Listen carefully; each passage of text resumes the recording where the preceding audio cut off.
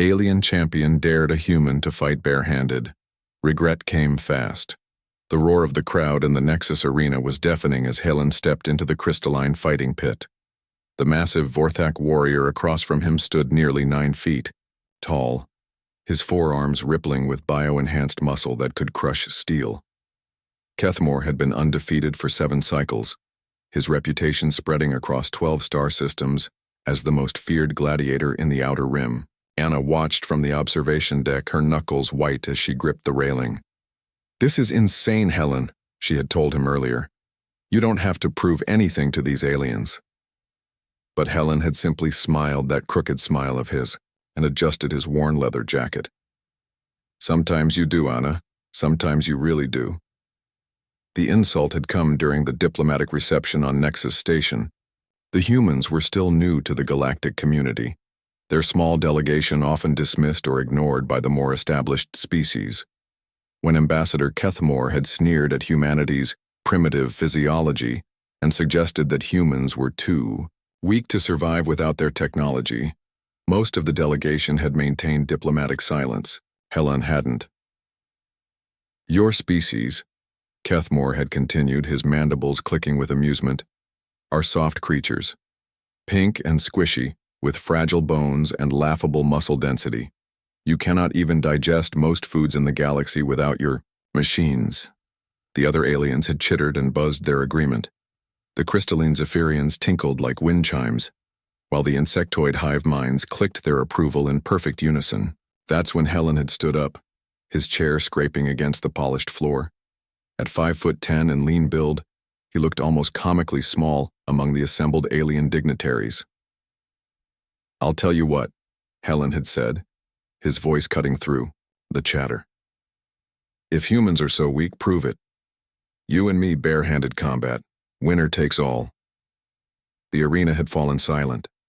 Kethmore's 4 eyes had widened, then narrowed with predatory interest. "You dare challenge me, soft skin? I have killed warriors twice your size with my bare hands." "Then this should be easy for you," Helen had replied. Now, standing in the arena 3 days later, Anna wondered if her friend had finally let his stubborn human pride get him killed. The referee, a floating biomechanical construct, announced the rules in 17 different languages. No weapons, no armor, no technological enhancements. Combat would continue until one participant yielded or was rendered unconscious. Kethmore raised all 4 arms and roared, the sound echoing off the arena's dome. The crowd went wild, thousands of alien voices creating a symphony of sounds that would have been impossible on Earth. Credits changed hands as final bets were placed. The odds were heavily against the human. The referee's energy pulse signaled the start of combat. Kethmore charged immediately, his massive form covering the distance with surprising speed. His lower arms reached for Helen while his upper arms prepared to deliver crushing blows. It was a standard Vorthak fighting technique: grapple and pulverize. Helen did something unexpected. He dropped low and rolled sideways, using his smaller size and flexibility to slip under Kethmore's guard. As the alien giant stumbled past him, Helen struck the back of Kethmore's knee with a precise elbow strike. The Vorthak warrior roared in surprise and pain, spinning around with all 4 arms windmilling. But Helen was already moving, staying close to avoid the longer reach of his opponent. Another strike, this one to a nerve cluster Anna knew Helen had studied in the diplomatic briefings. Kethmore's left side went partially numb. "Impossible," someone in the alien crowd hissed.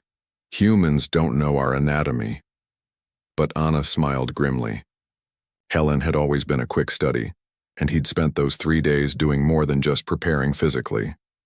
He'd researched Vorthak physiology, studied their fighting styles, and learned their weaknesses. The fight continued for 20 brutal minutes. Kethmore's raw power was undeniable. When his strikes connected, they left crater-like impressions in the arena floor.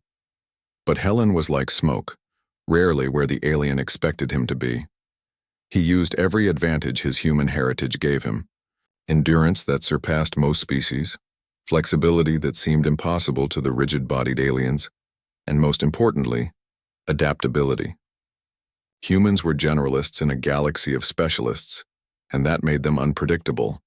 When Kethmore finally began to tire, his breathing labored and his movements growing sluggish, Helen struck with the calculated precision of a surgeon. A pressure point strike paralyzed two of the Vortex arms. A joint lock sent him crashing to the ground. And when Kethmore tried to rise, Helen applied a chokehold that would have been impossible for any species with a rigid exoskeleton. The mighty champion of the Outer Rim tapped the ground frantically with his remaining functional arm. Silence fell over the arena like a heavy blanket. 10,000 alien spectators stared in disbelief as the human released his hold and stepped back, breathing hard but victorious. Kethmore struggled to his feet, his four eyes showing something that might have been respect. "How?" he wheezed. Helen straightened his jacket and looked up at the observation deck where Anna was cheering wildly. "You called us soft," he said. "But soft things bend instead of breaking, and sometimes that's exactly what you need." As the crowd erupted into chaos and credits changed hands once again, Anna made her way down to the arena floor. The other species were chattering excitedly in their various languages, reassessing everything they thought they knew about humans. "Show off," Anna said, but she was grinning as she helped Helen toward the exit. "Had to be done," Helen replied. "Besides, someone needs to teach these aliens that underestimating humans is a dangerous game." Behind them, Kethmore was explaining to a crowd of reporters how he had merely underestimated the cunning of the human species, and how this was actually quite honorable for such a small creature. Anna laughed. "Think they learned their lesson?" Helen winced as his adrenaline faded and the pain of the fight set in. "Give it time. But word spreads fast out here. Next time someone wants to call humans weak, they might remember what happened in this arena." As they walked through the corridors of Nexus Station, passing groups of aliens who now watched the humans with newfound curiosity and caution, Anna couldn't help but feel proud. They were still the newcomers in this vast galactic community, but they'd just announced their presence in the most human way possible. They'd won against impossible odds using nothing but wit, determination, and the stubborn refusal to back down that had carried their species from cave dwellers to star travelers. The galaxy was going to be very interesting.